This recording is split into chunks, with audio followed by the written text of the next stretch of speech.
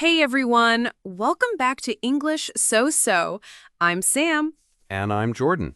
Today, we're tackling something that, honestly, transformed how I learn vocabulary. Active listening techniques. Oh, you mean the thing where you used to put on English podcasts and just zone out completely? Don't call me out like that. But yes, I used to think passive listening was enough. I'd have BBC radio on in the background while doing dishes, thinking I was absorbing English. I did the same thing with Netflix. I'd binge watch entire seasons with subtitles on, feeling super productive. Spoiler alert, I barely retained anything. Right? Because here's the thing. Your brain needs to be actively engaged to actually pick up new vocabulary and speech patterns. Exactly. And the crazy part is, once I learned how to actively listen, my speaking improved dramatically. Like, I started using phrases I didn't even realize I'd learned. That's because listening and speaking are connected in ways most people don't realize. You can't speak what you haven't heard properly. So today, we're sharing our step-by-step system for turning listening practice into vocabulary gold, and then actually using those words in conversation. Plus some pretty embarrassing stories about our listening fails. Sam, should we tell them about your friend's incident? Oh no, we're really starting with that? Fine. I watched all 10 seasons of Friends thinking I was learning natural American English.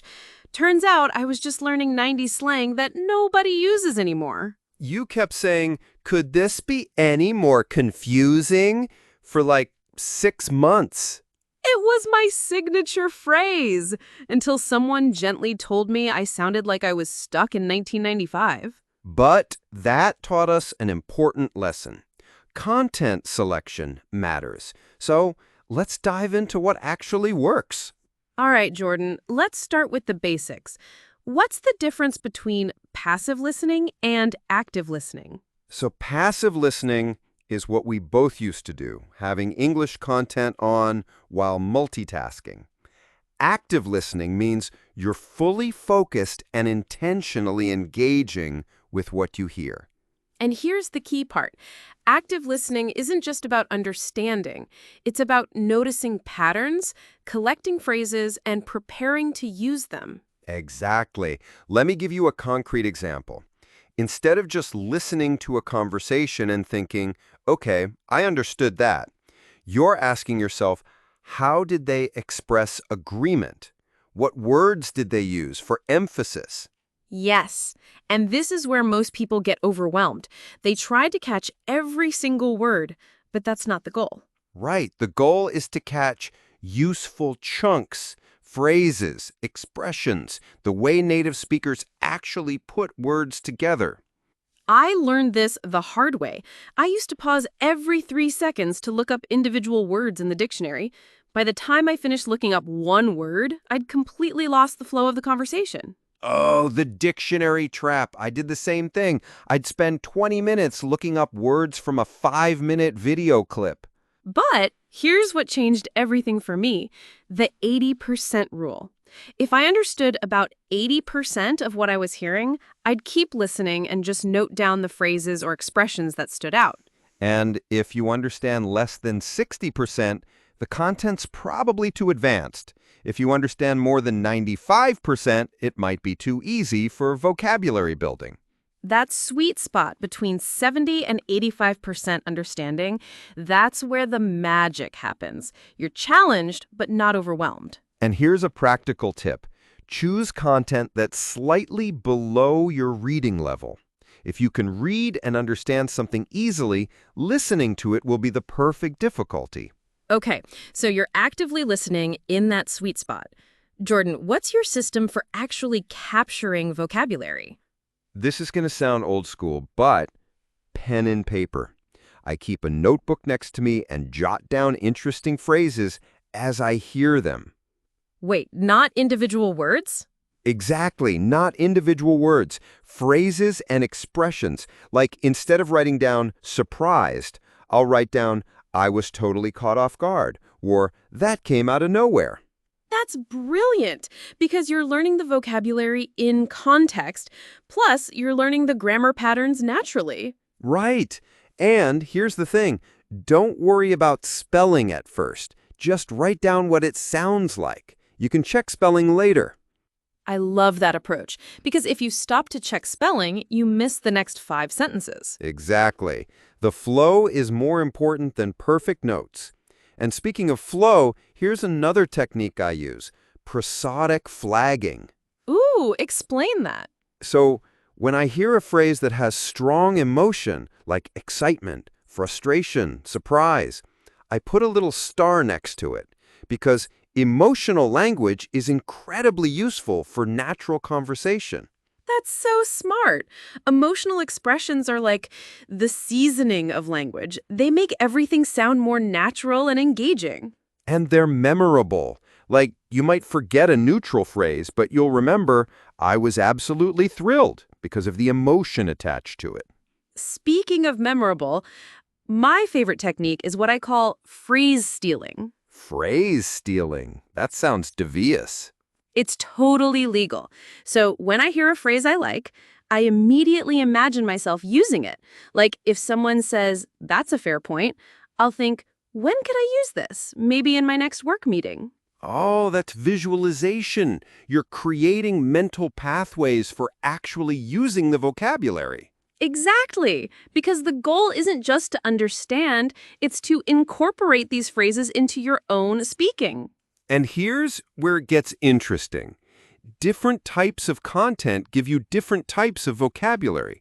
Podcasts give you conversational flow, news gives you formal structures, comedy shows give you informal expressions. Yes, I have different notebooks for different content types. My comedy notebook is full of phrases like, "You've got to be kidding me," and "No way, seriously?" While my interview notebook has phrases like, that raises an interesting point, and could you elaborate on that? And both are equally valuable. It just depends on what situations you want to be prepared for. All right, so you've collected all these amazing phrases. Now the million-dollar question, how do you actually start using them? This used to be my biggest struggle. I had notebooks full of beautiful expressions that I never used. They just sat there collecting dust. Right, because there's a huge gap between recognizing vocabulary and producing it. Your brain needs practice making that leap. So here's what changed everything for me. Immediate application.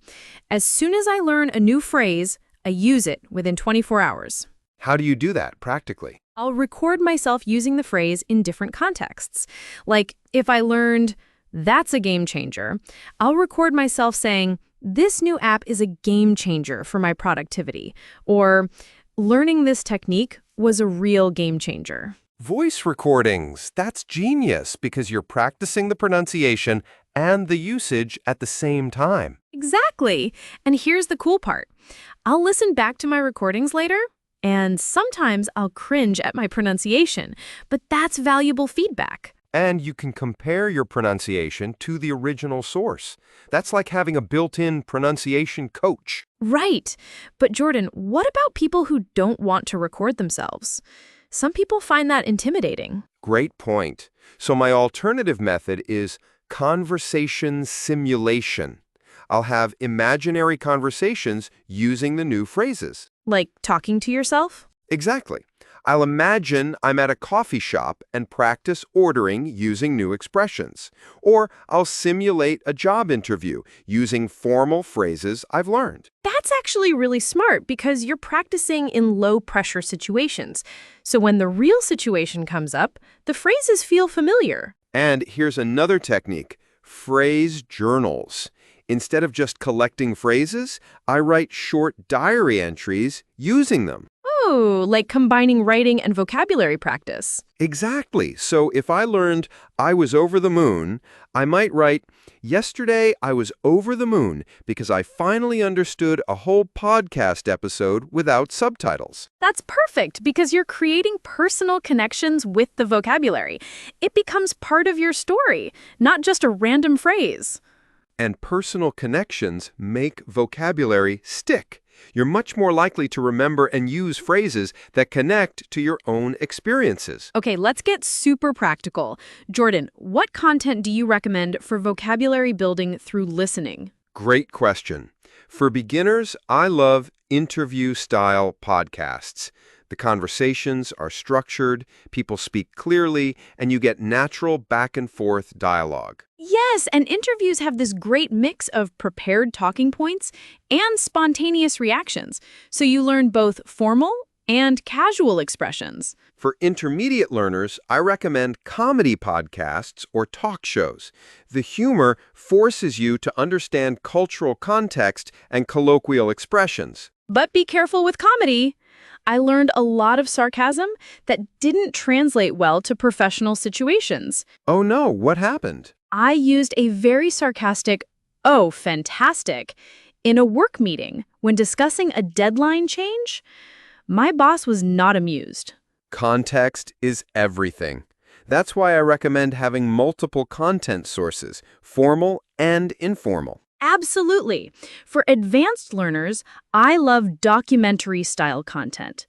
You get sophisticated vocabulary, complex sentence structures, and specialized terminology. And documentaries are great because the visuals support the language. You can often understand meaning from context, even when the vocabulary is challenging. Here's a practical workflow that works for me. Monday interviews, Wednesday comedy, Friday documentaries. Different days, different vocabulary types. I love that system. And here's another tip. Seasonal content. Match your listening to what's happening in your life. What do you mean by that? So, if you're job hunting, listen to career-focused content. If you're planning a trip, listen to travel content. You'll be more motivated to learn and use the vocabulary. That's brilliant because you have immediate opportunities to practice. The vocabulary becomes relevant to your current situation. Exactly. And here's my final practical tip. Create listening appointments with yourself. Listening appointments? Yes, instead of random passive listening, schedule 20 to 30 minutes of focused, active listening. Treat it like an important meeting with yourself. I love that because when you schedule it, you're more likely to actually do it. And you'll bring the right mindset, focused and intentional. All right, everyone, we've covered a lot of ground today. Let's break this down into actionable steps you can start this week. Step 1. Choose your content. Find something in that 70 to 85% comprehension sweet spot. Interview podcasts are perfect for beginners. Step 2. Set up your phrase collection system. Could be a notebook, a phone app, or even voice memos. The key is having it ready before you start listening. Step 3. Schedule 3 20-minute active listening sessions this week. Put them in your calendar like any other important appointment. And step 4. Practice immediate application. Within 24 hours of learning a new phrase, use it in a recording, a journal entry, or an imaginary conversation. Remember, the goal isn't perfection. The goal is progress and building the habit of active engagement. And don't get discouraged if you feel overwhelmed at first. Jordan, remember when you tried to take notes on a fast-paced comedy show? Oh no, the disaster. I was scribbling frantically, missed all the jokes, and ended up with pages of illegible notes.